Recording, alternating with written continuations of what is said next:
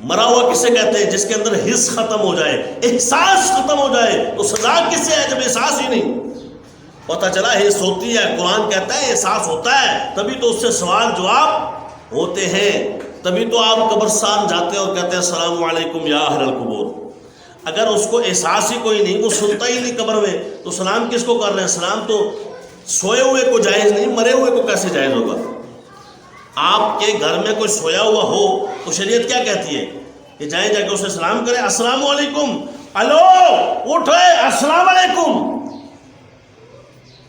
میرا بڑا عجیب آدمی ہے، تو سنتا ہے الو اٹھنا السلام علیکم. نہیں، شریعت کہتی ہے خبردار، وہ سویا ہوا ہے، اس کو تنگ مت کرو، اس کو سلام کرنا ٹھیک نہیں ہے. اچھا اسی طرح ایک بندہ نماز پڑھ رہا ہے تو آپ کیا کریں گے؟ سلام، چونکہ قرآن میں آرڈر ہے کہ سلام کرو ایک دوسرے کو.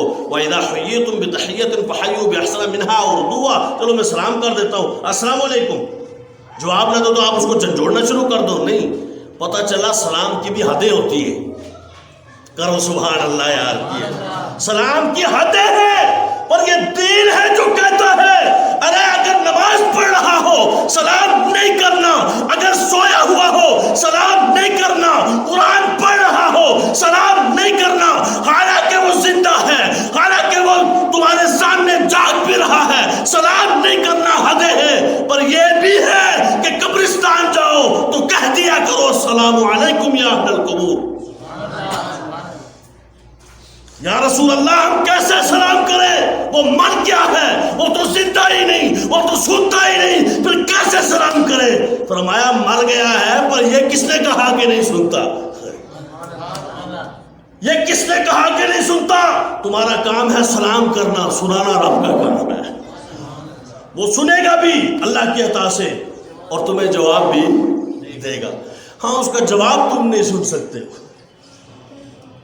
اندازہ لگاؤ کہ جس کو ہم مرا ہوا کہہ رہے ہیں اس کی قوت سماعت کیسی ہے کہ وہ مرا ہوا سن رہا ہے، اور ہماری قوت سماعت کیسی ہے زندہ ہو کے نہیں سنتے. جی سبحان اللہ کرو یار. اس کا مطلب یہ ہے کہ اللہ تعالیٰ مرنے کے بعد قوت سماعت تیز کر دیتا ہے، کیونکہ جب تک میرے اور آپ کی اس جسم میں، جس کو ہم پنجرا کہہ سکتے ہیں، اس پنجرے میں جب تک ہماری جان بند ہے، ہماری روح بند ہے، تب تک ہم اتنا سنیں گے جتنا اس پنجرے کے اندر رہ کے ہم سن سکتے ہیں.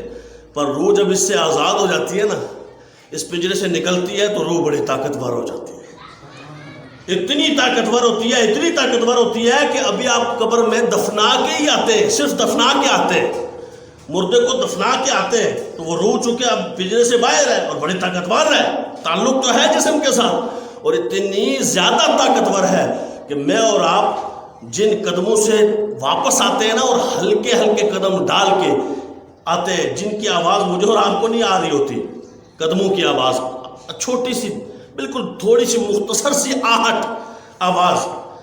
حضور علیہ الصلوۃ والسلام کی سیاست کی سید سے پاک حضور نے ارشاد فرمایا تمہارے آتے ہوئے قدموں کی جو آواز ہے نا، وہ مردہ سن رہا ہوتا ہے.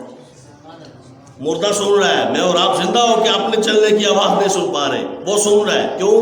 اس لیے کہ مردہ ہونے کی جو تعریف ہے نا، مرا ہوا ہونے کی تعریف ہے، میت ہونے کی جو تعریف ہے وہ پتہ ہے کیا ہے؟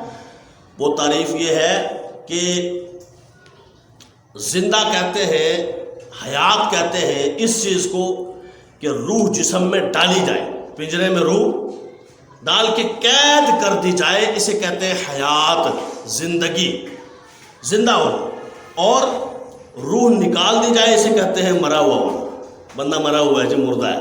اس مردے کا یہ مطلب کیا ہے کہ وہ سنتا نہیں، وہ دیکھتا نہیں، وہ کچھ بھی نہیں کر سکتا، نہ جہنم کی کوئی سزا ہوگی، نہ جنت ہوگی، نہ قبر میں سوال ہوگا، نہ جواب ہوگا، کچھ بھی نہیں ہوگا. یہ کہاں لکھا ہوا ہے؟